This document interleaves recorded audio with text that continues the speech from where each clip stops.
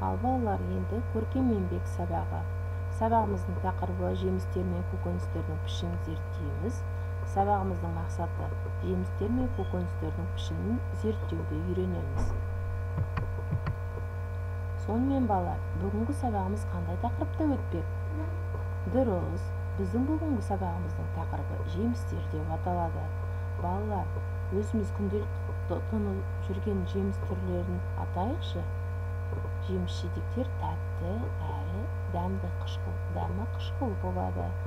Қышқыл дәмді жемістерден қандай жемістерді білесіңдер? Енді осы балалар жемістердің аттарын орысша, қазақша, ағылшынша айтып көреміз.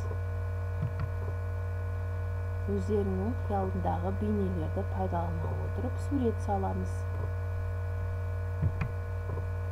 Өз сабағыңызды талдау үшін осы бос орынды пайдаланыңыз. Сол жақта берілген сұрақтарға жауап беріп көріңіз. Егер де сен бүгінгі сабақтан түсінгеніңді мысалы алып кері байланыс бер. Тазалық ойын арқылы. Чемодан, еттартқыш және қоқыс.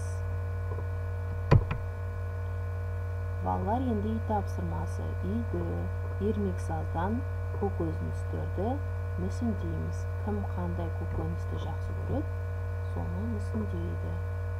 Жемістерді де.